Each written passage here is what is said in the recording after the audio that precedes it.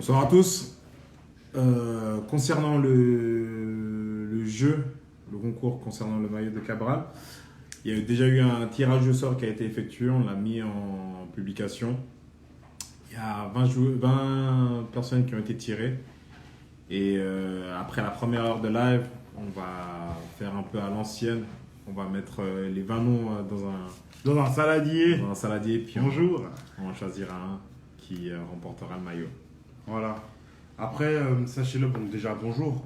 Sachez-le que, enfin, en fait, en gros, ce qui se passe, c'est que les personnes qui ont participé au jeu participent aussi automatiquement au concours pour gagner aussi le maillot de Kevin Babou. Donc, bon, n'hésitez pas à vous inscrire, faites le nécessaire pour, et voilà. Donc, Aujourd'hui, c'est Cabral Adelson. Je l'ai vu là qui s'est connecté. Hop, je lui envoie la-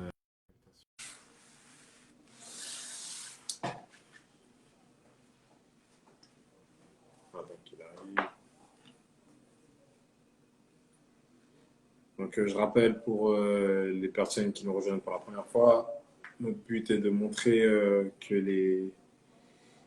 les carrières, les parcours footballistiques ou sportifs en général ne sont pas linéaires. Enfin, c'est, tout est facile, tout joli, tout rose.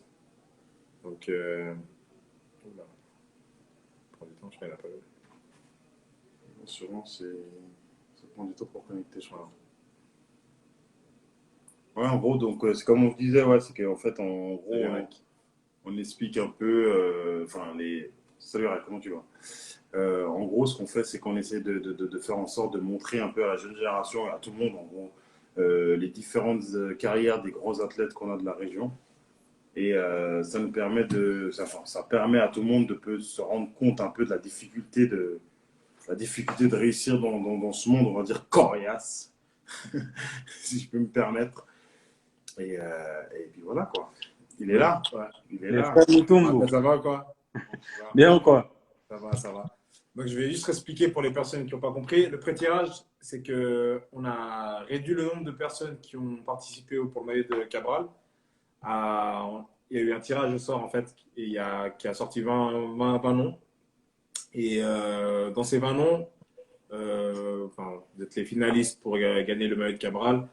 Donc vous pourrez suivre tout à l'heure, après la première heure, le tirage du gagnant pour le maillot.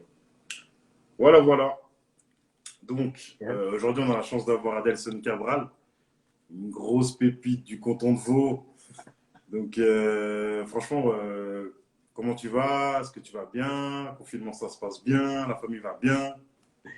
Écoute, ça va, ça va. Un peu compliqué le confinement avec tout ce qui se passe, mais Dieu merci, je vais bien, la famille va bien, tout le monde est en bonne santé, et puis c'est le plus important, quoi. Chez vous, ça va? Tout le monde va bien, ça se porte bien, les jumelles? Top, ça va, ça va, ça va. Dieu merci, ça va. Ça va. Pour les gens qui ne te connaissent pas, Adelson, on te connaît très très bien, mais pour les gens qui ne te connaissent pas, est-ce que tu peux un peu te décrire en deux, trois mots? Bah, comme tu l'as dit, je suis Alessandro Cabral, je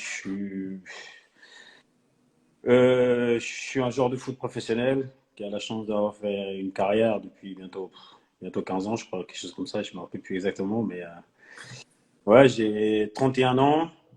J'ai eu la chance de jouer dans pas mal de clubs, dans pas mal de pays différents, d'apprendre des cultures différentes. Et puis, je suis là pour un peu partager mon expérience en tant que footballeur et en tant qu'homme aussi.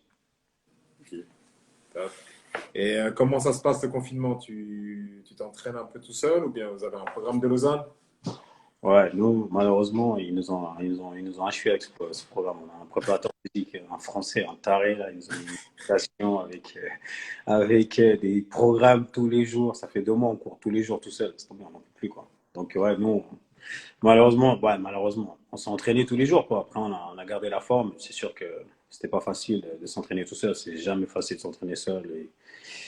Donc, ouais, c'était un peu compliqué. Mais bon, on recommence lundi, donc on verra comment ça se passe. Ok, top. Top. Donc, on va se partir un peu sur le début. Comme les gens ici le savent, tu as commencé à Moudon. Ouais. À quel âge? Quel était pourquoi tu as commencé le foot? Est-ce que tu avais quelqu'un qui t'a influencé? Bah, j'ai commencé le foot, je pense, bah, le premier jour où j'ai commencé, c'est à cause de mes potes de quartier qui étaient eux, qui étaient déjà inscrits. Et moi, j'y étais pas. Puis un mercredi après-midi, on jouait au foot bah, devant mon appartement où j'ai grandi. Il y avait un terrain, donc on jouait là-bas tous les jours. Et eux, ils m'ont dit, ah, bah, nous, on doit aller s'entraîner parce qu'on s'inscrit au foot. Et j'ai dit, ah, bah, je vais venir avec vous. Et je n'ai pas dit à ma daronne, mon père, il travaillait. Et puis, j'allais m'inscrire tout seul. Et quand je suis revenu, j'ai pris une de ces claques. Et j'avais les boules, tu vois. Genre, je me suis dit, attends, ma daronne, elle va me tuer. Je n'ai pas dit où j'étais. J'ai disparu pendant 2 heures. Elle ne sait pas où j'étais. Elle m'a dit, ah, tu vas voir, quand ton père il va rentrer. Et puis mon père, il rentrait à 21h du taf. Et mon père, quand il est arrivé du taf, j'allais me cacher sous le lit. C'était mon père qui me fracasse. Et j'allais me cacher sous le lit. Il est venu me chercher. Il me dit, ah, pourquoi tu te caches? Il dit, ah non, tu vas te fâcher avec moi parce que je suis allé m'inscrire au foot. Puis il dit, non, il n'y a pas de problème et tout, t'inquiète pas. Si tu veux t'inscrire au foot, il n'y a pas de problème, tu viens. Puis je vais aller t'acheter des chaussures de foot et ainsi de suite. Et j'avais 7 ans, je crois. Puis c'est comme ça que ça a commencé. Ouais. Et bah, en fait, c'est parce que c'est tes amis qui t'ont ingréé un peu dans le fait que ah, je vais rentrer dans un club. Ouais, voilà, en fait. Bah, moi, je jouais devant le quartier, tu vois, devant la maison. On avait un terrain, donc on jouait là-bas tous les jours. Hmm. Puis le mercredi, d'un coup, ils sont là, ils m'ont dit, ah non, mais nous, on doit aller s'entraîner, on s'inscrit au club à Moudon et tout ça. Puis je dis, ah bah vas-y, je vais venir avec vous et tout. Puis ils m'ont dit, ah vas-y, viens, viens, il n'y a pas de problème. Puis c'est comme ça que c'est parti, en fait. C'est vraiment eux qui m'ont grainé. Hein. Puis je suis allé sur un malentendu ou un truc où, si j'aurais demandé peut-être à la daronne, je suis peut-être pas sûr qu'elle m'aurait dit oui, tu vois. Donc je suis parti tout seul comme ça, puis je l'ai fait. Donc voilà, tu commences à Moudon. Bah, tu montes jusqu'à quoi? Jusqu'à junior C, D? Jusqu'à DA9, je crois. Ouais, DA9. Et à cette période-là, il y avait bah, les recrutements pour les sections vaudoises. Donc, je fais les recrutements aux sections vaudoises. Bah, Moudon, c'est côté Broye. On appelle ça les broyards. Donc, on a fait les sections broyards. Je suis passé les 2 fois. Après, on jouait contre la sélection de Lausanne, justement. Et on avait un match à Vevey, sur le synthétique à Vevey. Puis c'est là-bas que j'ai été repéré par Pierre-Alain Prat, qui s'occupait à l'époque, et Ouais. Charlie, les deux, qui m'ont demandé si, bah, pour la première fois, pour dire, je crois que c'est une des seules fois où ma mère, en tant que jeune, était venue me voir et m'a accompagné un mercredi après-midi. Et ils sont allés parler avec ma mère pour savoir s'il était d'accord d'aller faire un test à Lausanne, et ainsi de suite. Puis ma mère, elle leur a dit, bah, écoutez, il faut parler avec lui. Puis j'ai dit, ouais, il n'y a pas de problème. À l'époque, Lausanne, c'est le grand. Donc, on me dit d'aller faire un test à Lausanne, c'est un truc de fou, tu vois. Donc, j'avais 11 ans, je crois, 11 12 ans. Puis on me demandait de faire un test à Lausanne. Puis c'est comme ça que c'est parti. Puis je suis arrivé bah, dans cette cellule de génération 88 où ils font un peu tout le canton pour voir un peu les meilleurs pupitres. Et puis ils font une équipe à des moins de 12 ou moins de 13, je crois que c'était à l'époque. Et à cette période-là, c'était quoi tes qualités premières? Bah, vous allez rire parce qu'à l'époque, je jouais attaquant, tu vois. Donc, ça, le mos du mos, c'est que j'ai été recruté comme attaquant. J'ai été recruté comme attaquant. Donc j'allais vite, j'étais assez rapide, assez bon techniquement, assez habile, tu vois. Donc c'est ce qu'ils m'ont fait, qu'ils m'ont pris. J'ai été faire les sélections, les tests à Lausanne en tant qu'attaquant. Je suis arrivé d'un coup un mercredi après-midi dans un vestiaire où je connaissais personne. Le seul que je connaissais, c'était Marlon en fait. Mais Ouais. pas que je le connaissais personnellement, c'est juste que j'avais joué contre lui 2 3 fois en fait. Donc je l'ai vu, il est venu vers moi, il m'a dit ah, t'inquiète et tout, ça va bien se passer et tout. Puis il m'a un peu mis dans le mood, tu vois, avec les autres joueurs qui connaissaient un peu, parce que lui il était déjà venu l'année d'avant, donc il Ouais. connaît un peu du monde, tu vois. Hmm. Donc il m'a un peu intégré au groupe, un peu aux joueurs, puis c'est comme ça que c'est parti. Puis on a fait des tests, je crois, pendant 3 semaines, tous les mercredis après-midi. Et puis après, d'un coup, ils m'ont dit eh, écoute, on veut te garder, on va faire un tournoi en France à Quimper, et on aimerait que tu rejoignes le groupe. Et c'est comme ça que c'est parti en fait. Et à l'époque, là, c'était. Parce que je me rappelle moi, de votre époque par rapport à. Donc, déjà, big up à Marlon. Mais c'est vrai qu'à l'époque, vous avez une fameuse. On va dire une technique pour vous échauffer spéciale. Spéciale. Vous avez un truc spécial. Je sais pas si c'était votre génération à vous ou c'était typique lausannois. Je sais pas. Non, en fait, c'est la génération 86 qui l'a sorti celle-là. D'accord. C'est la génération 86 qui a fait un échauffement bah, un peu à l'africaine où tu te mettais en une colonne de 3 Ouais. et puis on chantait en fait. En s'échauffant, on chantait et ainsi de suite. Et c'est vrai que ça a pris Bah parce que Pierre-Alain Prat, qui était paix à son âme, qui est mort, mais qui était un Ouais. gros fan des Africains, qui est un gros fan de cette culture africaine, et qui nous a dit, bah allez, prenez vos trucs, faites votre réchauffement comme vous la sentez. Et le chanteur du groupe, c'était Bionic, le Grave. chauffeur. Il se mettait, genre, il y avait deux colonnes, et puis lui, il se mettait tout seul au milieu, puis c'est lui qui chantait, et c'est comme ça que c'était parti, ouais. Puis après, Ça, c'est vrai que ça nous a suivis jusqu'au moins de 16, je crois, ouais, jusqu'au moins de 16 on faisait cet échauffement. Ouais, mais c'était énorme parce que moi, personnellement, je me rappelle la première fois qu'on avait joué contre vous, je vois, vous faites ça, je me dis, oh, c'est abusé. Et tu sais, même toi, tu es perturbé, même si tu sais que ton équipe, on était fort, tu joues Ouais. contre vous, tu te dis, non, c'est trop stylé ce qu'ils font. Même nous, on a essayé une fois, mais c'était pas coordonné. Non, c'est vrai que c'est un truc qui nous a suivis, ouais, jusqu'au moins de 16, en fait. On a vraiment laissé, puis on l'a commencé, je crois, à l'âge de 12-13 ans, puis partout on allait, on faisait cet échauffement. Puis c'est vrai qu'en fait, partout on allait, les gens nous regardaient, c'était soit ils disaient on est fou, ou soit ils disent ils ont de l'audace, tu vois. Grave. Nous, on s'en foutait, donc on essayait d'imprimer, puis en fait, t'avais des clubs, des équipes qui disaient ouais, regarde ces clowns, c'est pas quoi, on va leur montrer que sur le terrain, c'est pas ça. Ou il y avait des clubs qui étaient quand même un peu impressionnés, qui disaient putain, mais tu sais, ils chantent et tout, ils sont confiants, ils doivent vraiment être forts, tu vois. Donc c'était un peu entre deux, mais c'était vraiment notre truc à nous. Mais c'est vrai que ça a commencé génération avant. C'était 86 qui avait fait ça. Ouais. Et nous, on l'a repris, puis on a suivi le truc, quoi. Ok. Et là, à cette époque-là, tu peux un peu, parce que je sais que vous avez la rivalité, il y avait toujours la rivalité Lausanne-Servette. Moi, je connais, donc c'est pour ça que j'ai un peu des émotions quand on parle de ça, mais non, juste, tu peux un peu nous énoncer quelques joueurs qu'il y avait dans votre génération, dans votre équipe à l'époque, là, parce qu'il y avait des grands joueurs. Ouais, ouais. Bah, je pense que c'est comme ça. Bah, Pierre-Alain Prat, il disait souvent, bah, quand il parlait, comment il s'appelle chez vous aussi Lanza. Voilà, les grands rivales, les deux. Oui, c'est le Lanza. Grave. Donc, il parlait souvent en fait, il y a eu deux super générations entre Servette et Lausanne, c'était les 86 et les 88. Ouais. Il disait qu'il y avait vraiment d'énormes talents. Donc, nous, bah, je pense que je vais dire l'équipe un peu, jusqu'au moins de 16, un peu ce que ça faisait, c'est qu'on jouait en 3-4-3. Il y avait Kevin Fickencher au but. Il y avait un latéral droit qui s'appelait Nicolas Fiorini, Jérôme Hiverneau, Mathieu Dort, moi en 6, Bionic en pivot 8, droite, Marlon à gauche, Jonathan Garcia en 10, Narcisse en pointe, à droite, en pointe, on avait soit Aimé ou soit Ferid, et à gauche, on avait François Arona. François, putain, c'était chaud, hein? Bah, tu te rappelles, nos équipes, quand on jouait la Côte-Nord, c'était toujours Servette Lausanne.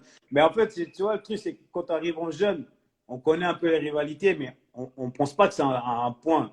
Et en fait, moi, en tout cas, je l'ai vraiment vécu, c'est cette rivalité qu'il y avait entre Lanza et Prat, en fait.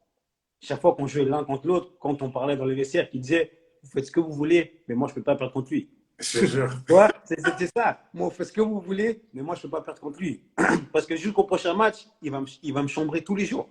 Donc, en fait, vous vous démerdez, on ne perd pas ce match, tu vois. Donc, c'est là que ça a commencé cette rivalité. Après, toi, tu étais le cousin à Marlon. Donc, après, on commence à connaître Jancy, tu commences à connaître 2-3. Et puis, à chaque fois que tu joues contre ton pote, tu ne veux pas qu'il te laisse. Et ça a vraiment commencé comme ça. Puis, c'est vrai que c'était assez tendu, tu vois.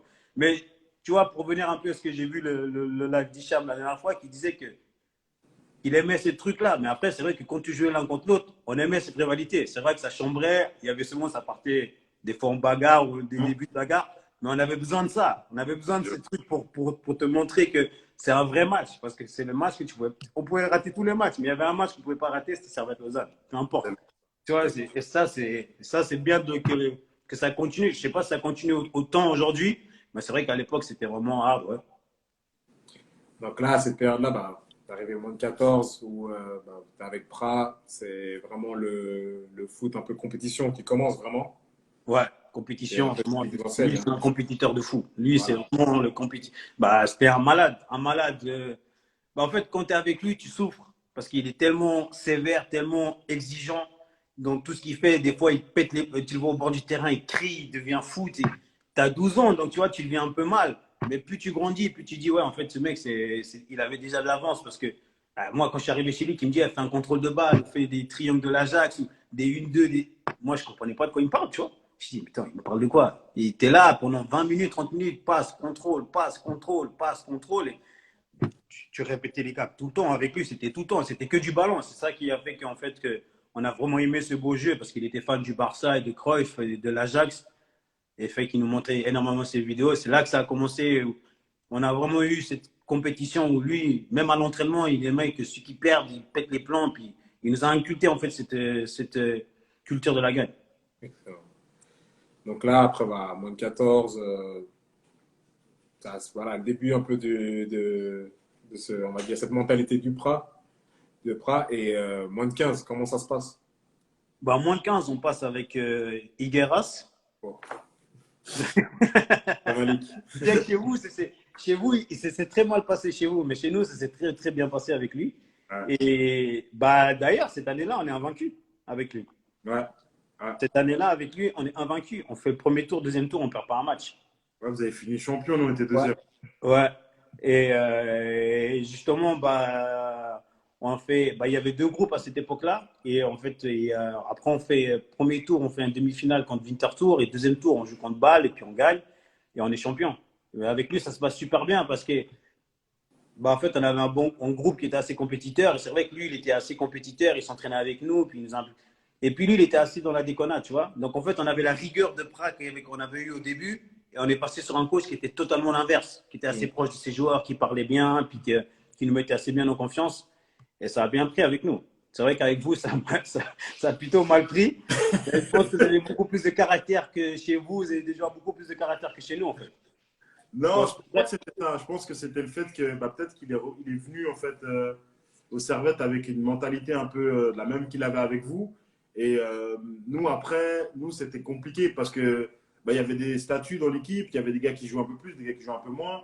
Il y a des trucs qu'il a essayé d'implémenter dans l'équipe qui ne sont pas passés. Puis après, il y avait beaucoup de choses qui sont arrivées aussi qui étaient pas à sa faveur. Par exemple, une anecdote toute bête. Quand il est arrivé, je crois, le troisième entraînement, on se fait voler tous dans le vestiaire. Tu sais, il y a un vol dans le vestiaire, on se fait voler tous les portables. Et moi, dans ma tête, je me dis, attends, lui vient d'arriver de Lausanne, en fait, il a fait une dinguerie, tu vois. C'est un truc, en plus, c'est même pas façon reliée avec lui, mais tu vois, des petits trucs comme ça. Donc les gens, ils avaient un peu le seum contre lui, tu vois. Ouais. Après, c'est un bon coach. Après, le problème, c'est que. Mais je pense qu'il a voulu faire, après, je pense que l'erreur qu'il a peut-être voulu faire, c'est qu'il a voulu faire la même chose, la même méthode que chez nous, c'est passé avec nous, il a voulu la faire avec vous. Ouais, C'est la même génération, puis, alors que voilà, c'est chaque coach, chaque club ou chaque équipe est différente et la mentalité est différente. Mais c'est vrai qu'avec lui, ça se passe bien. En moins de 15, on est champion. Mais en fait, ouais, le truc, c'est que moi, j'arrive en tant qu'attaquant à Lausanne. Je fais, t'as vu, tu rigoles. Même maintenant, je pense que si tu dis ça, les gens vont rigoler, ils disent c'est pas possible. Parce que même tu me mets devant les buts, je marque pas un but, c'est abusé. Mais on me recrute vraiment comme attaquant. Et en fait, quand j'arrive à Lausanne, je me blesse pendant 4-5 mois. J'ai l'Auguste Schneider où en fait, je grandis d'un coup, tu vois.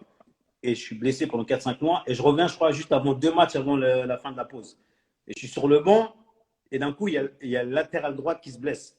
Et Prime me dit, bon, Cabral, tu vas rentrer latéral droite. Et moi, je dis, quoi? Mais je ne sais pas jouer latéral, moi. Je suis soit ailier ou soit attaquant, tu vois.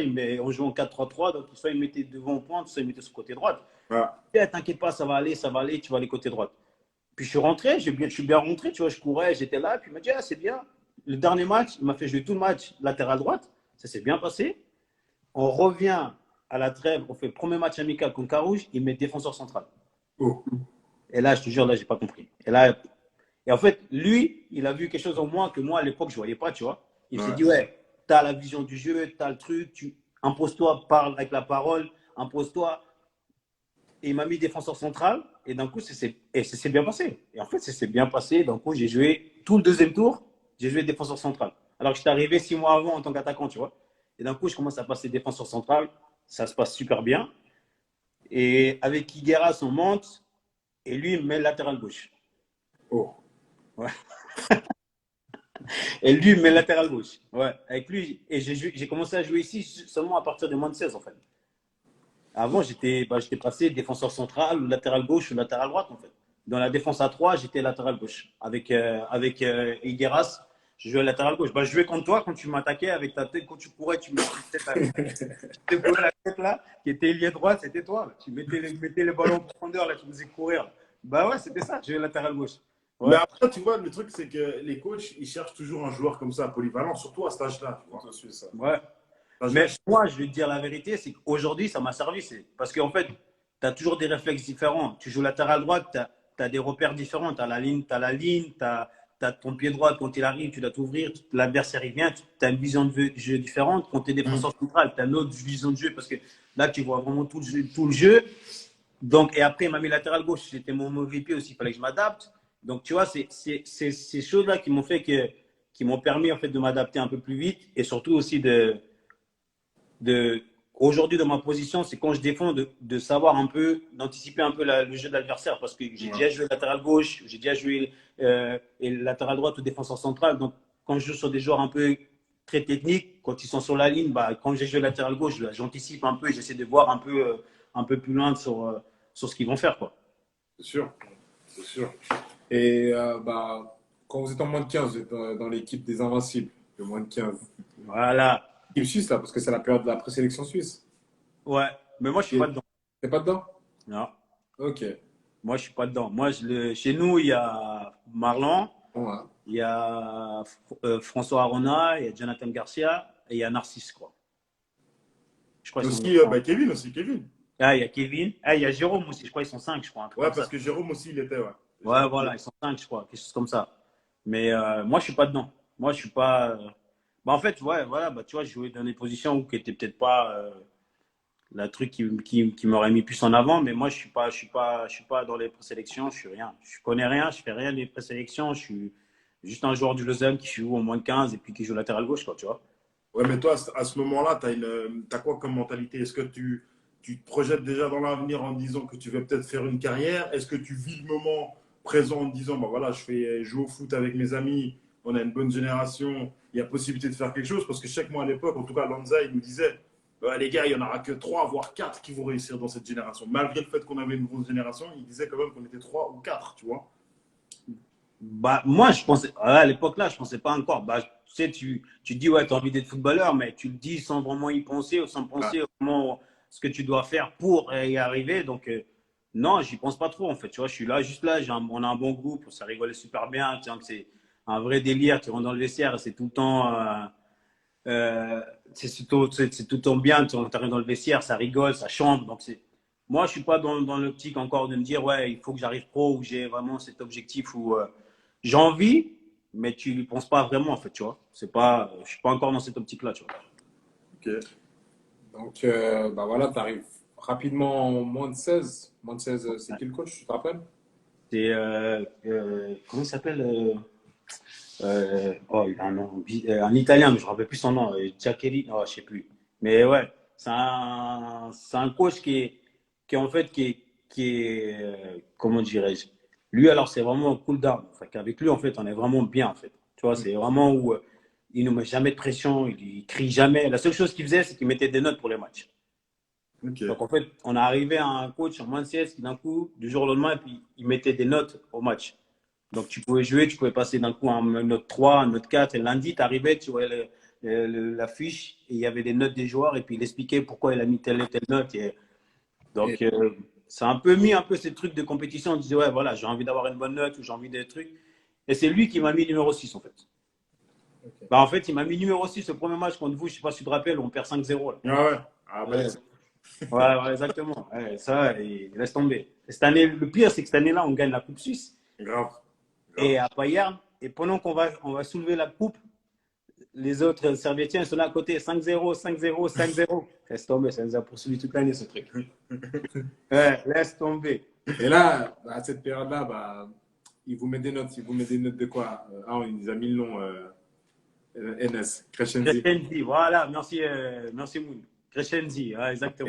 C'est Et lui. genre, il vous met des notes de quoi? De 1 à 6 ou bien de 1 à 10? De 1 à 6. De 1 à 6. Parce que au Servette, on avait les notes aussi de 1 à 10. Et puis, en fait, c'était rare d'avoir déjà le 9, c'était déjà rare. Donc, c'était ceux qui faisaient des gros matchs, c'était à 8. Vous, ça se passait comment? Bah, nous, c'était de 1 à 6 et ils mettaient un peu de comment il voyait les choses et puis pour lui, ce qu'il fallait que tu améliores et ainsi de suite. Et moi, je me rappelle qu'en fait, avec lui, chaque fois, je revenais sur la même discussion parce qu'il me disait toujours joue sobre. Et moi, je ne comprenais jamais pourquoi il me disait ça en fait. Tu vois? Et à chaque fois, j'avais la note, soit 4, 3, 4, 5.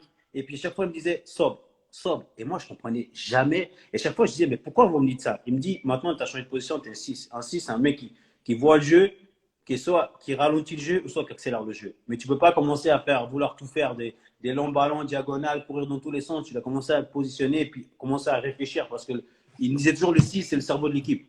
Si toi, tu n'es pas bien ou ainsi de suite, l'équipe ne tourne pas bien. Donc, tu dois toujours réguler l'équipe et tu dois avoir toujours l'équilibre. C'est toi qui mets la balance entre la défense et l'attaque. Et c'est pour ça qu'il mettait toujours sobre. Et avec lui, j'ai pas mal travaillé là-dessus, en fait. Lui, il m'a pas mal expliqué sur ça et ainsi de suite. Mais c'est vrai que cette année-là, en fait, c'était une année bizarre parce qu'on sortait d'une année où on était invincible et on s'est dit, on va arriver en moins de 16, ça va être pareil. Mais en moins de 16, en fait, c'était différent parce que d'un coup, on joue sur toute la Suisse.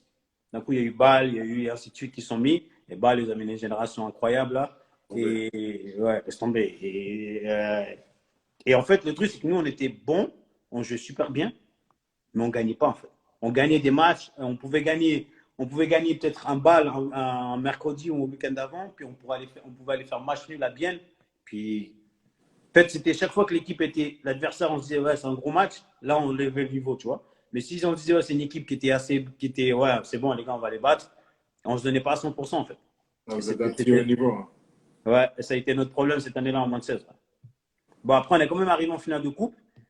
On a gagné, mais on perdait 5-1 à la mi-temps, je crois. Oh. Ouais. À la mi-temps, qui s'est fait? On joue contre Grasshopper. Ok. Ah, ben là, c'est une vraie équipe. Hein. Ouais, Jonas Elmer, toute la bande et machin. Devant, il y avait l'autre, là, Vladimir Perelta. Là. Exactement. Et comme il était fort. Ils avaient une équipe, c'était. Tu vois, bah, eux, typique, quand on a fait notre échauffement, ils se sont foutus de notre gueule, tu vois. Ils se sont foutus de notre gueule. Et ils étaient là en train de dire, mais regarde ces clowns et machin, tu vois, des trucs. Bah justement, je crois que c'est une semaine avant, je crois, ou 2 semaines avant qu'on joue contre eux la finale. On joue contre vous, contre Servette, à mercredi à Lausanne. Ouais. Et on gagne 3-1 et je marque même. En plus, tu vois, je ne remarquais jamais. D'un coup, j'ai même marqué du gauche et tout sur une passe de Marlan. et je me rappelle que après, quand moi je suis allé en équipe nationale, il m'avait dit que ce match-là, bah, il y avait le coach de Getse qui était venu. Tu vas voir le match parce qu'on jouait contre eux en finale. Et il est arrivé vers ses joueurs, il leur a dit, ouais, écoutez, hier je suis allé voir la finale de la CAN parce qu'il croyait que c'était la finale de la CAN. Mais il disait, puis eux, ils étaient là en train de dire, ouais, donc ça va être facile. Il dit, non. Croyez-moi, techniquement, physiquement, c'est impressionnant. Il dit, ces joueurs-là, physiquement, techniquement, c'est impressionnant. Et le joueur de Getse, il disait qu'il ne comprenait pas comment, nous, en roman, il n'y a pas plus de joueurs qui percent. C'est vrai qu'après, bon, on en parlera après, parce que c'est vrai, il y a beaucoup de gens qui disaient ça. Il y a beaucoup de gens qui disaient. Même Julien Sommer, dans mon agence, il nous posait des questions. Même quand on arrive en pro à Bâle, Sommer, il nous posait des questions sur des joueurs qu'on jouait à l'époque, 88, qui se rappelaient des noms. Il disait, mais il devient quoi, lui? Après, c'est vrai que c'est une autre mentalité, puis c'est différent, mais c'est vrai que c'était. Les Romans, on a toujours eu cette mentalité, cette réputation de gens feignants, en fait, tu vois, par rapport aux Suisses alémaniques, tu vois. Eux, c'est des gros bosseurs, et puis ils disaient, ouais, ils appellent ça les veuches quand t'es là-bas. Ils disent, vous, les veuches, vous êtes feignants. Donc là, vous perdiez 5-1 à la mi-temps contre Getse. Ouais. Vous gagnez combien à la fin du match? 7-5. 7-5. Il avait une équipe, mec, devant, ça allait trop vite, frère. Ouais, 7-5. Mais après, qu'est-ce qu'il a dit le coach à la mi-temps pour que vous reveniez? En fait, il a pas dit grand-chose. En fait, je crois que on s'est vraiment pris, nous, en fait, parce qu'on s'est dit. Parce qu'en rentrant au vestiaire, c'est failli partir de nouveau en bagarre parce que tu voyais les joueurs des Gessé qui nous regardaient, qui rigolaient, en fait. Et on s'est dit, nous, on passe pour des clowns, en fait. Et on s'est dit, soit au deuxième mi-temps, soit il y en a qui prennent rouge, mais les mecs, on ne peut pas laisser une telle image, c'est impossible. Tu vois, c'est un truc qu'on s'est vraiment pris, c'est commencé à se crier dessus, à s'insulter à la mi-temps, puis, et c'est là qu'on s'est dit, bon, et je crois que c'est Kevin qui avait parlé, je crois qu'il était, Fickenshire qui avait parlé, en disant, écoutez, c'est simple, c'est soit on continue à s'insulter et puis qu'on part dans tous les sens et on va en prendre 10, ou soit on se calme, on joue comme on sait jouer, on élève le niveau, puis on leur montre qu'on a le niveau, en fait. Puis en fait, le truc, c'est que ça a commencé à demi-temps, d'un coup, on a mis un but, et sur une action après, on a remis un autre but, et d'un coup, on était lancé, tu vois. Et là, après, c'est parti. Là, d'un coup, François Arona, il était en feu bouillant, puis je crois que c'est lui, il a mis triplé, je crois, d'un coup, puis on était en prolongation, et prolongation, on a gagné 700. Et François, il devient quoi, là? Ben, il a arrêté le foot, et je crois qu'il a repris l'entreprise de son père, je crois. La dernière fois que je l'ai vu, c'était à l'enterrement de Pierre-Alain Prat, et il m'avait dit qu'il avait... Mais lui, il a eu énormément de problèmes de blessure, tu vois. Ok. Il avait eu des problèmes à... était vraiment fort. Ah, lui, il avait une puissance et une vitesse quand il partait, c'était impressionnant, quoi. Mais ouais. Donc là, vous faites moins de 15 Champion champion suisse, suisse. moins de 16 champion de la coupe. Ouais. Là, donc vous passez en moins de 18, vous êtes dans. Ouais, bah, moins de 18, ça arrive la complication où bah, t'es génération de 88 et 87, tu vois. Ouais. Donc, on arrive le premier jour d'entraînement, je crois, on est 30 ou 32, 33. Et ils avaient changé de coach sur moins de 18 et c'était Vavasori qui était arrivé. Et Ouais. lui, c'était Tessinois qui parlait avec un accent et puis qui avait la réputation d'être un entraîneur assez dur. Et ça a été le cas. C'est un entraîneur qui ne mâche pas ses mots, qui dit les choses qu'il a besoin de te dire. Et c'est vrai que le premier jour, tu arrives à l'entraînement, tu es 30 et il te dit je vais en garder 25.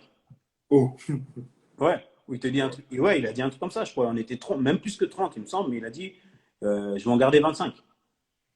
On va faire 2 matchs amicaux et sur les 2 matchs amicaux qui se passent, on verra, je décide et je regarde 25. Et là, c'est vrai que tu as une pression. Ouais.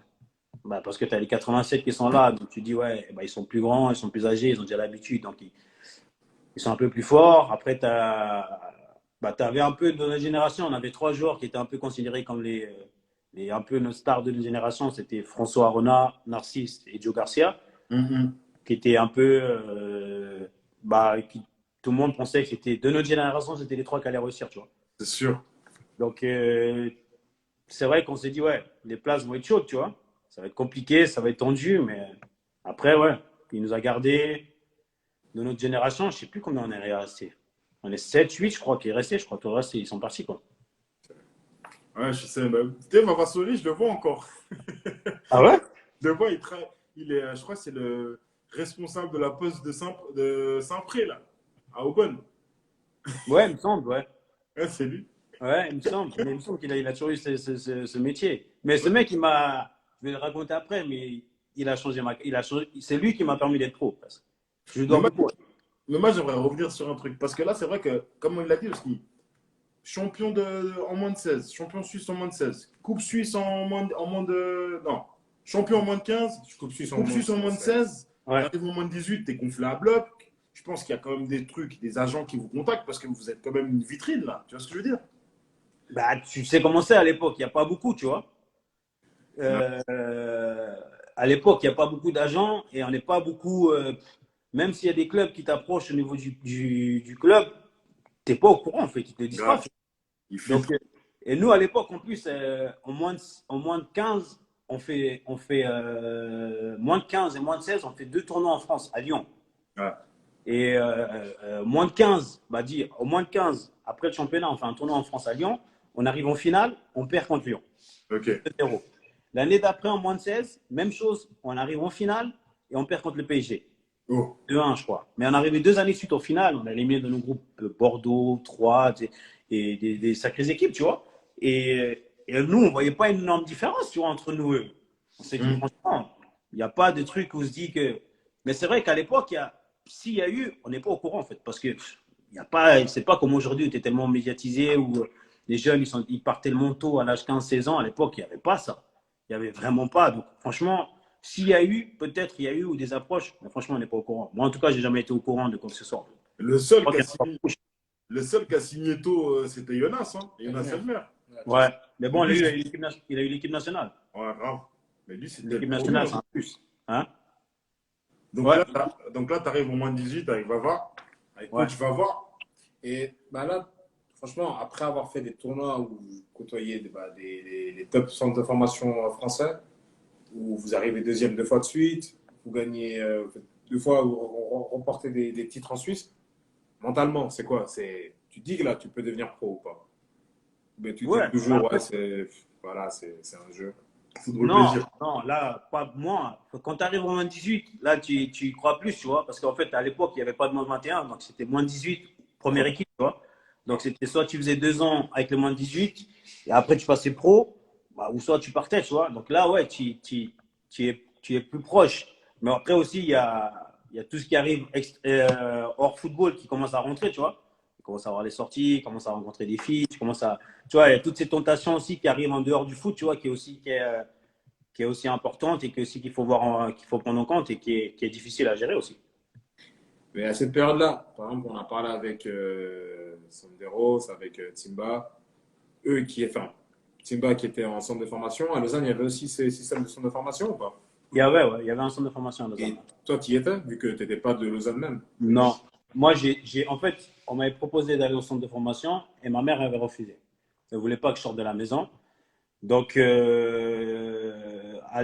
jusqu'au moins de 15, j'étais encore à l'école à Moudon, donc ils avaient fait une demande, donc je quittais l'école. Après, il faut savoir que, genre, en voiture de Moudon à Lausanne, tu mets 20 minutes, 15 minutes, 20 minutes. Mais en bus, que je prenais le bus, tu mettais 1 heure. Parce qu'il s'arrêtait dans plein d'arrêts, ainsi de suite. Et donc, moi, je devais partir, je devais quitter l'école, je pense, à 3 heures, je devais prendre le bus. J'arrivais à Lausanne à 4 heures, je devais monter au stade. M'entraîner. Et en fait, le dernier bus qui sortait de Lausanne pour Moudon, il était à 19 heures. Donc moi, je devais demander au coach à chaque fois de partir un peu plus tôt et je courais à chaque fois pour prendre le bus. Et si je loupais le bus, j'étais mort. Si je loupais le bus de 19 heures, j'étais cuit, j'avais pas le moyen de rentrer.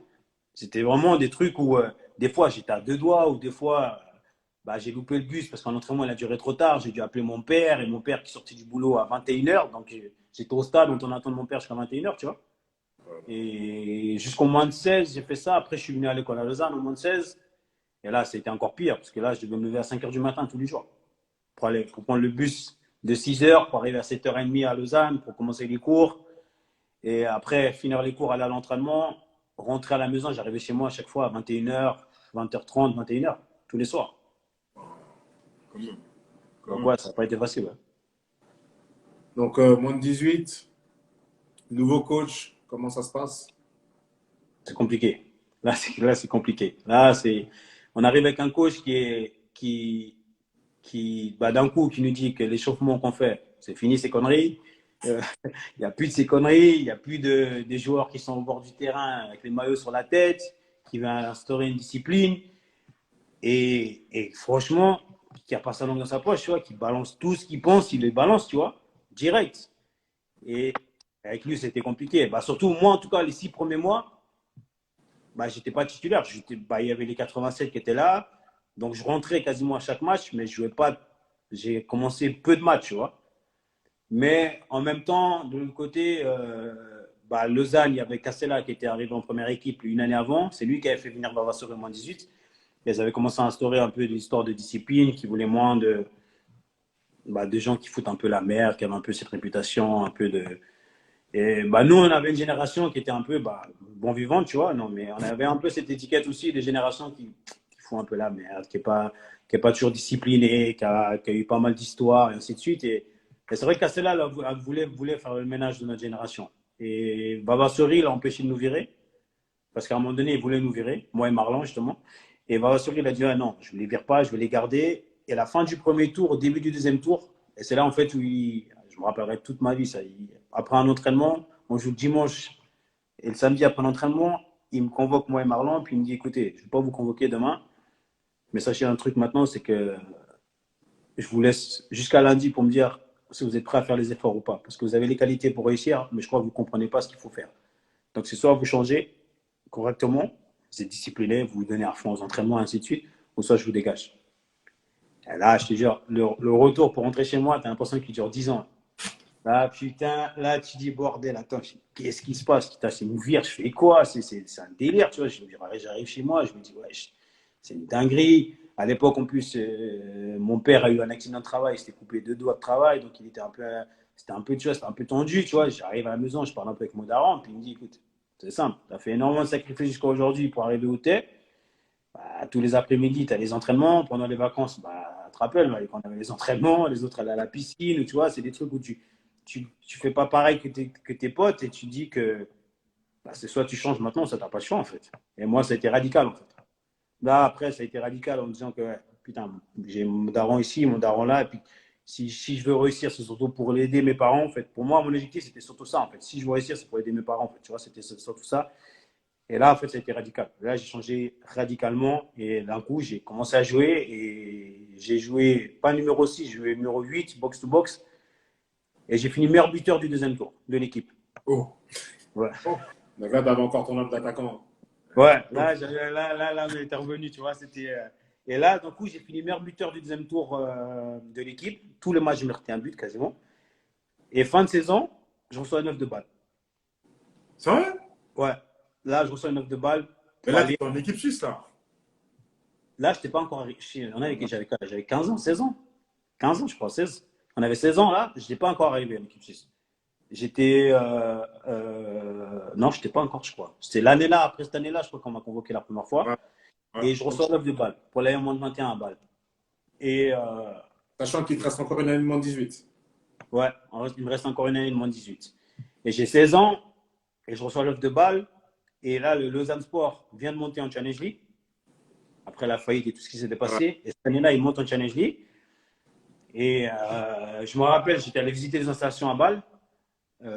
C'était Peter Knebel, le directeur sportif des jeunes, qui m'avait appelé, contacté, qui me voulait pour jouer avec les moins de 21 de Bâle. Et à l'époque, Bâle, eux, tu te rappelles, eux, ils touchaient déjà de l'argent, tu vois. À 15 ans, ils touchaient de l'argent, ils avaient déjà des contrats, tu vois. Et nous, à Lausanne, on n'avait rien. Tu vois, donc moi, c'était mon père qui payait mon abonnement de bus et tous ces trucs. À midi, pour que j'aille manger après les cours, pour aller courses, je devais demander l'argent à mon daron, tu vois. Donc, je reçois l'offre de balle et je me dis quoi, moi, je vais y aller. Tu vois, je me dis direct, je vais y aller. Et Castella, il me convoque dans son bureau en me disant, écoute, ça ne sert à rien d'aller à la balle au moins de 21. Qu'est-ce que tu vas foutre avec le moins de 21? Si c'est la première équipe, je signe moins directement le papier, mais là, tu vas avec le moins de 21, ça ne sert à rien. Laisse tomber, tu viens, tu vas faire la préparation avec nous. Et après, on verra comment ça se passe, ainsi de suite, si on propose un contrat. Donc, tu vois, il venait de monter en challenge, je me suis dit, ouais, bon, vas-y, ok. Donc, je reste. Je fais la préparation avec Lausanne, et ça se passe super bien. Et il décide de me garder à la fin de saison. À la fin de la prépa, il décide de me garder. Et bien, il n'y avait pas beaucoup de moyens, il n'y avait pas beaucoup de joueurs. Et on joue le premier match de championnat contre Winterthur, et je suis convoqué sur le banc. Et je rentre à 10 ou 15 minutes de la fin, et j'ai 16 ans, tu vois. Ouais. Du coup, je rentre à 10-15 minutes de la fin, et là, il me propose un contrat. Il me propose un contrat d'un an. D'un an. À, je sais plus, mais je crois que j'avais 600 francs, je crois, un truc, 700 francs par mois, tu vois. Mais pour moi, déjà, c'était énorme, tu vois. J'avais 16 ans, j'étais là, je me dis, ouais, c'est incroyable. Oublie. Bon, vas-y, je signe. Mais le truc, c'est qu'en fait, je signe avec eux pro, je suis tout le temps convoqué, mais je joue jamais, en fait, tu vois. Ouais. Et de l'autre côté, je me retrouve dans un vestiaire où il y a quasiment que des vieux. J'ai 16 ans, je me retrouve dans le même vestiaire que Chapuisat, tu vois. Chapuisat, Comisetti, des gars des Bugnard, des Isabella. Bon, il y avait Gilberto Reis qui était là, qui était jeune. Il y avait Richemont Rack aussi qui était là. Et il y avait les deux un peu qui étaient un peu dans le même délire que moi, mais sinon le reste, rien. Et aux entraînements, tu te retrouves à t'entraîner latéral gauche, latéral droite, milieu gauche, parce que les milieux de terrain, c'est les gars d'expérience, les gars confirmés qui jouent à l'entraînement. Donc, Ah oui, ils te mettent lui à la place. Exact. ouais, et moi, ça me fait chier, tu vois, en fait. Vraiment, tu vois, j'aime pas le délire, tu vois. Puis, et un jour, de temps en temps, j'allais jouer avec la moins 18 et je dis à Baba Soré que j'en ai marre d'être avec les pros. Puis il me dit, mais comment ça? Je dis, mais j'ai l'impression que je sers à rien là-bas.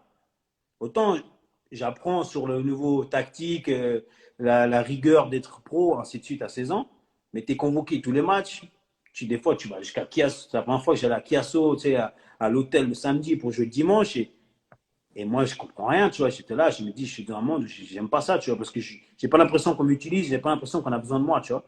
Et je voyais les moins de 18 qui s'éclataient entre eux, avec la génération 88, la génération 89, qui rigolaient dans le vestiaire. Et moi, j'étais dans un vestiaire, t'as l'impression que c'était un vestiaire de mort-vivant, tu vois. Avec après, je ne peux pas les inciter de vieux, mais des gens plus anciens que moi qui étaient là, qui buvaient leur café, qui étaient là. Alors que nous, on avait l'habitude de mettre de la musique, des trucs, de parler, de chambrer. Donc, c'est vrai que tu n'es pas dans le même délire. Et c'est vrai que moi, ça ne me plaît pas, en fait. Et je fais 6 mois comme ça. Et je crois, en 6 mois, j'ai fait 2-3 rentrées. Mais ça ne me plaît pas, en fait. Et début du deuxième tour, quand on revient, je fais la préparation avec l'équipe. On part en Italie, on revient. Et là, je vais voir Castella. Je dis, écoute, moi, je vais retourner avec le mouvement 18. Puis il me dit, mais t'es malade ou quoi? Tu te rends compte de ce que tu dis? T'es avec les professionnels, t'as 16 ans, tu te rends compte, mais machin. Puis, et là, à l'époque, là, je suis déjà en équipe. C'est là que j'ai fait ma première année de sélection en équipe nationale. Et là, il y a, tu te rappelles, moi, je l'appelle Papa Schurman. C'était mon Papa Schurman, coach, qui était là en équipe nationale. Et il me convoquait tout le temps. Donc, je partais en équipe nationale, je revenais. Puis, c'est vrai que là, ça a commencé, en fait, l'intérêt des clubs, des agents. Et ouais, là, ça a commencé vraiment à faire un peu beaucoup, en fait, de choses à gérer en même temps, en fait. Parce que tu as un contrat, en fait, tu te dis, ouais, c'est beaucoup pour toi, mais quand tu parles avec les agents qui t'appellent, ils disent, ouais, mais tu gagnes rien. C'est un contrat de merde qu'ils t'ont fait, ils t'ont eu, t'inquiète pas, je vais m'occuper de toi. Et puis, il venait à la maison chez moi. Mon père, il n'en pouvait plus. Tu vois. Mon père, il connaît rien en foot. Donc, il accueillait, il parlait, tu vois. Mais il m'a toujours laissé la décision. C'est ce qui était bien avec mon daron, c'est qu'il m'a dit, écoute, moi, je ne connais pas grand-chose au foot. C'est toi qui sais ce que tu fais. Tu as 16 ans, quasiment un homme. Prends tes décisions et tu les assumes. Et c'est ce que j'ai vécu avec ça. Donc, les agents qui me parlaient, ainsi de suite, c'est vrai que j'en ai vu pas mal, mais il n'y en avait pas un qui. Parce qu'ils me sortaient toujours la même disquette. T'inquiète, moi, je te prends, je te mets ici, je te mets là. Et moi, j'ai pas besoin d'entendre ça, en fait, tu vois. J'avais besoin d'entendre un agent qui me dit, ouais, le contrat que tu as, c'est de la merde, ou on va aller se battre pour toi à Lausanne pour que tu obtiennes des minutes de jeu, tu vois. Et j'ai rencontré un agent sur la fin d'année là-dessus qui m'a convaincu là-dessus, et puis surtout qui était aussi un agent d'un autre joueur que je connaissais et qui me l'a conseillé, et puis c'est avec lui que j'ai travaillé. Et c'est vrai que j'ai travaillé avec lui quasiment toute ma carrière. Ok. Mais moi, j'ai juste une petite question. Parce qu'à l'époque, quand tu reçois l'offre, quand tu montes avec la première, tu reçois l'offre à la fin de la saison des moins de 18, tu reçois l'offre du FC Bâle. C'est quoi? C'est un intermédiaire d'agent qui vient te contacter ou c'est le club qui t'en parle? C'est le club qui m'en parle directement, en fait. C'est Ah, le Peter Klebol, qui était le responsable de la formation à Bâle, ouais. qui m'appelle directement lui et qui me propose un contrat de 3 ans à Bâle. Ouais, donc heureusement lui, il est venu directement. En fait, il a Ouais, bypassé tout le monde parce que s'il l'avait pas fait, il l'aurait jamais. T'aurais ouais, jamais. j'aurais jamais su. En fait, eux, j'avais contacté Lausanne, et Castella avait dit que il n'est pas à vous, tout, on va le faire. Et puis en fait, eux, ils se sont dit, attends, mais comment ça, Cabral, d'un coup, il a 9 de balle. Et puis d'un coup, j'étais d'un coup le joueur qui était, ouais, il faut le dégager, il nous fait chier, il sert à rien, il nous fait gaspiller de l'argent. Ou d'un coup, ils se sont dit, attends, mais il a 9 de balle, Cabral. Attends, il devient intéressant. Puis d'un coup, tu vois, j'ai commencé à susciter l'intérêt, tu vois, pour eux. Donc, c'est vrai que c'est là que ça a commencé un peu à. C'est là que Castella il m'a proposé de faire la préparation avec la première équipe, avec eux. Et ça s'est plutôt bien passé. Et c'est là qu'il m'a proposé un contrat et que j'ai signé. Mais c'est vrai que c'était pas. Autant j'étais content d'avoir un contrat, mais autant j'avais l'impression que je progressais pas, en fait. Ah. Parce que j'ai l'impression que, dis-toi que même des matchs amicaux, il m'a fait jouer latéral droite, latéral gauche. Alors que moi, ça faisait 3 ans, 2 ans et demi que je jouais au milieu de terrain, tu vois. Donc pour moi, c'était clair, j'étais un numéro 6. Et d'un coup, de passer latéral gauche, pour dépanner, il n'y a pas de problème. Mais d'un coup, tu as l'impression qu'il te mettait là-bas parce que, ah bah vas-y, tiens, joue 20 minutes, 15 minutes en latéral. Et moi, j'aimais pas ça, en fait. Et moi, j'ai toujours voulu que tu me dises les choses en face, en fait. Et j'avais l'impression que Castella, il me prenait pour, euh, pour le petit. Puis il me disait, ah, mais t'es jeune, t'as le temps. Puis moi, j'aimais pas ce discours. Donc je suis Ils allé ont le voir. ils ont toujours le même discours hein, pour avoir Ouais, vécu. exactement. Et moi, j'aimais pas ce discours, en fait. Et c'est vrai qu'après le premier tour, on était premier avec Lausanne. Hum. Et on était la surprise, en fait. On venait de monter, on était premier. Ils se sont un peu emballés. Un peu emballés, non. Ils ont eu les moyens, ils ont acheté 2-3 joueurs un peu plus confirmés. Et là, c'était pire, en fait. Parce que là, ils ont pris un autre milieu de terrain. Ils ont pris encore, je crois, des attaquants. Ils avaient pris 2 Brésiliens. Et là, c'était une catastrophe. Et là, moi, j'étais vraiment passé. Quand je suis parti avec eux en stage en Italie, on a joué 3 matchs amicaux. Sur les 3 matchs amicaux, j'en ai joué 20 minutes. Et là, quand je suis rentré, je suis allé voir Vassori. Je lui ai dit que moi, je peux être avec la première. Tu fais ce que tu veux, je m'en fous. Puis il me dit, puis je lui ai expliqué. Je lui ai dit, mais ça ne me sert à rien. Puis d'un coup, Castella était venu parler dans le vestiaire. Puis il m'a convoqué dans le vestiaire. Puis il a commencé à faire un discours. Ouais, vous avez de la chance si on vous met en première équipe, ainsi de suite. C'est un honneur. Vous vous rendez compte qu'il y a des joueurs comme Chapuisat, comme Comezetti dans la première équipe. Mais nous, on ne connaît pas Chapuisat, frère. Tu vois moi, j'ai du grand respect pour ce joueur parce que j'ai joué avec lui et c'est un énorme joueur et c'est un énorme. Aujourd'hui, je peux me considérer un peu comme un ami. Mais à l'époque, moi, je connaissais Chapuisat de nom, tu vois, de nom, Chapuisat, équipe nationale. Mais moi, franchement, je ne connaissais pas, tu vois, c'est pas le truc où, à l'époque, comme on regardait la télé tout le On temps. n'avait pas la télé, mec. Exactement, tu vois ce que je veux dire, c'est pas ces Ouais, délires. Ronaldo, mais. Tu vois, si tu me parles des trucs, nous, Chapuisat, les joueurs de. Et moi, tu vois, de ma tête, j'ai dit, mais qu'est-ce qu'il me parle? Et là, devant tout le monde, je lui ai dit, écoutez, moi, et puisqu'après, il pose la question, si je convoque ici en première équipe, qui c'est qui ne vient pas avec nous, qui ne veut pas être dans le vestiaire? Et moi, je lui dis clairement, devant tout le monde, je lui dis, moi, je ne veux pas être avec vous. J'en ai marre d'être avec la première équipe. J'ai l'impression que vous ne m'utilisez pas. Je n'ai pas l'impression que je sers à grand-chose. Donc, je préfère revenir avec le moins 18. Puis il me dit, t'es sûr de toi, t'es sûr de ce que tu dis, et ainsi de suite, et blablabla, machin. Puis je dis, ouais, moi, je veux revenir avec le moins 18. Je préfère être avec le moins 18, où j'ai l'impression que je sers à quelque chose, ou que je suis important à l'équipe, qu'être avec une première équipe, où j'ai l'impression que je ne sers à rien. Tu vois, donc j'ai dit, je préfère venir avec le moins 18. Et il me dit, ok, tu reviens avec le moins 18. Je dis, ok. Puis je suis redescendu avec le moins 18 tout le deuxième tour. Puis en fait, après, il y a eu 2-3 blessés en haut. Il m'a quand même rappelé avec la première équipe. Puis ainsi de suite. On a reparlé, moi et lui. Puis je lui ai fait comprendre que ouais, j'ai pas l'impression que je sers à grand-chose sur en première équipe avec les pros. Puis il m'a fait comprendre que, ouais, écoute, t'es jeune, tu sais, c'est compliqué de mettre un jeune directement à 16 ans. Aujourd'hui, je le comprends un peu mieux. Mais tu vois, à l'époque, tu le vis mal, tu vois. C'est pas terrible. Puis, et après, bah, l'équipe, elle ne monte pas en fin de saison. Puis, on finit troisième, je crois. Et lui, il part à Neuchâtel Saint-Max. Et là, il y a Geiger qui revient, qui vient à Lausanne. Et là, je signe un nouveau contrat bah, avec mon nouvel agent d'un an, de un an avec une autre année sous option. Mais ouais, après, j'expliquerai pourquoi c'est mal passé. Mais c'est vrai qu'après, il y a Geiger qui arrive où ça se passe bien avec lui, en fait, en préparation. Et il me fait vite confiance. Et avec lui, j'ai joué. Ouais. Donc voilà, la nouvelle saison, Geiger, préparation se passe bien. Ouais, en fait, la préparation se passe super bien avec lui parce qu'en fait, il aime vraiment mon style où je suis vraiment le 6 qui reste dans la défense. En fait. Et lui, il aimait vraiment ça. En fait. Il aimait vraiment jouer avec une sentinelle. Et lui, en fait, il s'en fout de mon âge. En fait. Et, tu vois, et d'un coup, je me rappelle qu'il me met vraiment en confiance. Les matchs amicaux, il me montre que je suis important, il me fait jouer. Ah ouais, mais j'ai oublié de dire, en fait, ouais, c'est qu'en fait, avant cette fin de saison, avant que je renouvelle un an avec le Lausanne, c'est que j'ai une offre de Young Boys. Ok. J'ai une offre de Young Boys, et là, c'est une offre sérieuse de Young Boys Pro. C'est pas Young Boys où tu passes avec le 21, tu vois. Ouais. C'est je crois que c'est l'année aussi où Strasser qui signe, parce que je crois qu'il nous voulait les deux exactement.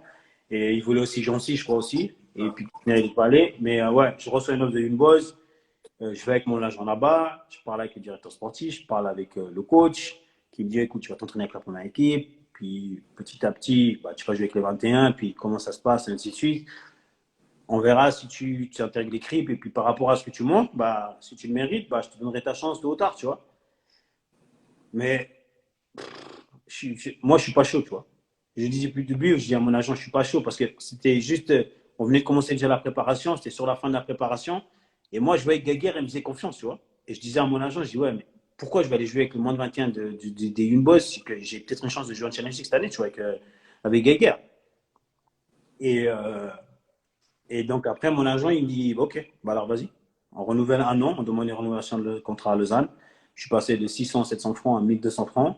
Et j'avais une option sur mon contrat que si je jouais normalement plus de 30 matchs, le contrat sera renouvelé de 2 ans. D'accord. Mais eux, ils se sont trompés en fait. C'est qu'en fait, sur le contrat, au lieu de marquer après 30 matchs, le contrat du joueur sera renouvelé de 2 ans, ils ont marqué que si le joueur atteint 30 matchs, le contrat ne sera pas renouvelé. Oh! Oh là là, quelle faute. C'est incroyable. Ouais. Mais ça, vous l'avez vu quand? Lui, il Hein? avait déjà vu? Il l'avait vu en fait. Quand on était pour signer le contrat, il l'a vu.